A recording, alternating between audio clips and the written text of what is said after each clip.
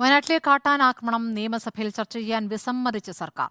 പ്രതിപക്ഷത്തിന്റെ അടിയന്തര പ്രമേയത്തിന് അനുമതി നൽകിയില്ല. വയനാട്ടിലെ കാട്ടാൻ ആക്രമണത്തിൽ വീഴ്ചയുണ്ടായെന്ന് സഭയിൽ വനമന്ത്രി എ.കെ. ശശീന്ദ്രൻ സമ്മതിച്ചു. 3 മണിക്കൂർ ഇടവേളയിലാണ് സിഗ്നൽ ലഭിച്ചത്. അതൊരു വീഴ്ച തന്നെയാണ്. കർണാടകയെ കുറ്റപ്പെടുത്താൻ ഉദ്ദേശിക്കുന്നില്ല എന്നും മന്ത്രി സഭയിൽ പ്രതികരിച്ചു.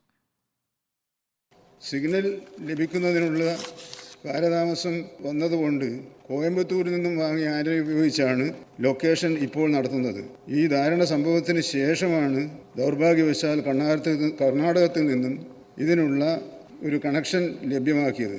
നിലവിലുള്ള സാഹചര്യം പരിശോധിക്കുന്നതിനും ഇത്തരത്തിലുള്ള സംഭവങ്ങൾ ഭാവിയിൽ ഉണ്ടാകാതിരിക്കാനും ചീഫ് വൈൽഡ് വാർഡൻ്റെ നേതൃത്വത്തിൽ ഒരു ഇന്റർ സ്റ്റേറ്റ് കോർഡിനേഷൻ കമ്മിറ്റി രൂപീകരിച്ചിട്ടുണ്ട്.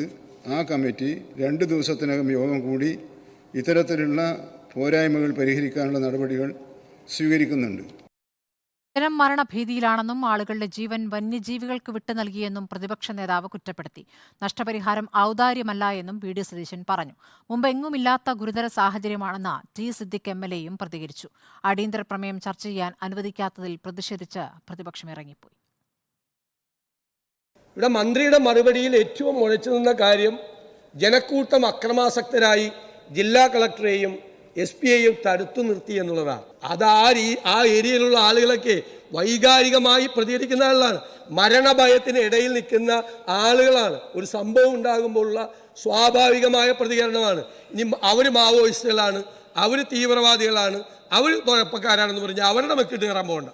It is the responsibility of the state to protect the life and property of the citizens. നിങ്ങളുടെ നിഷ്ക്രിയത്വത്തെയാണ് ഞങ്ങൾ ചോദ്യം ചെയ്യുന്നത്. നിങ്ങളുടെ ഈ നിസ്സംഗതയാണ് ഞങ്ങൾ ചോദ്യം ചെയ്യുന്നത്. നിങ്ങൾ ഒന്നും ചെയ്യുന്നില്ല. കോമ്പൻസേഷൻ പോലും നിങ്ങൾ കൊടുക്കുന്നുണ്ടോ കൃത്യമായിട്ട്? ഇതുവരെ കോമ്പൻസേഷൻ കൊടുക്കാൻ കഴിഞ്ഞ 1 വർഷത്തിൽ 7000-ഓളം പേർക്ക് കോമ്പൻസേഷൻ കൊടുക്കാനുണ്ട്. ഈ നഷ്ടപരിഹാരം കൊടുക്കാൻ നിയമമാണ്, ഔദാര്യമല്ല. ഇത്രയും ഗുരുതരമായ ഒരു സാഹചര്യം ഒരു കാലഘട്ടത്തിലും ഉണ്ടായിട്ടില്ല സർ.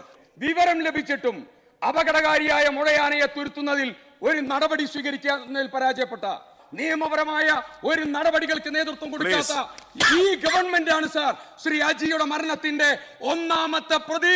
അങ്ങയുടെ വകുപ്പും അങ്ങുമാണ് എന്ന കാര്യത്തിൽ തർക്കമില്ല സാർ. അതുകൊണ്ട് തന്നെ സഭ നിർത്തിവെച്ച് വന്യജീവി സംഘർഷത്തിൽ ജീവൻ പൊലിയുന്ന ഈ പ്രശ്നം ഗൗരവതരമായി സഭ നിർത്തിവെച്ച് ചർച്ച ചെയ്യണമെന്ന് വിനീതമായി അഭ്യർത്ഥിക്കുന്നു സാർ.